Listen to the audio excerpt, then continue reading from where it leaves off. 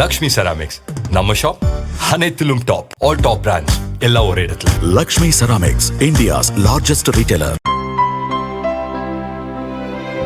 இனிமே கண்ணை மூடிட்டு கடலை எண்ணெய் வாங்கலாம்.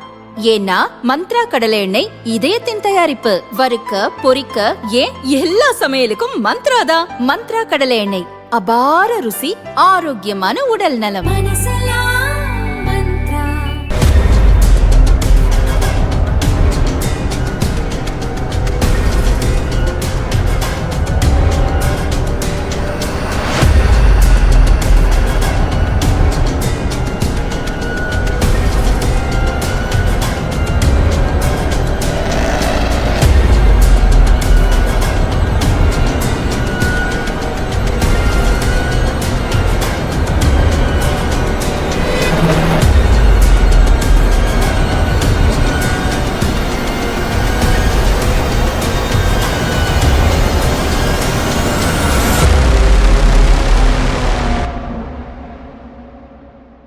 ஒடிசா மாநிலம் கட்டாக் நகரில் எஸ்டிபி மருத்துவக் கல்லூரி மருத்துவமனை உள்ளது. கிழக்கிந்தியாவில் மிகப்பெரிய அரசு மருத்துவமனைகளில் இதுவும் ஒன்றாகும்.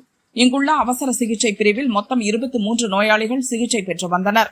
இன்று அதிகாலை 3 மணி அளவில் முதல் மாடியில் உள்ள அவசர சிகிச்சை பிரிவில் எதிர்பாராத விதமாக தீப்பற்றிக் கொண்டது.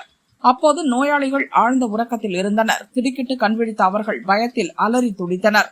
மளமளவென பற்றி எரிந்த தீ ஐசியு பிரிவு முழுவதும் பரவியதால் பரபரப்பான சூழல் நிலவியது. மருத்துவமனை ஊழியர்கள் ஓடி வந்து நோயாளிகளை மீட்டு வேறு அறைக்கு மாற்ற முயற்சித்தனர்.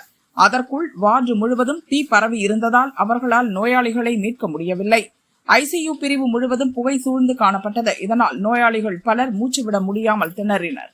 விரைந்து வந்த தீயணைப்பு துறையினர் தீயை அணைத்து நோயாளிகளை மீட்கும் பணியில் ஈடுபட்டனர். போலீசார் மற்றும் தீயணைப்பு துறையினர் துரித கதியில் செயல்பட்டு மொத்த நோயாளிகளையும் மீட்டு வேறு அறைக்கு மாற்றினர்.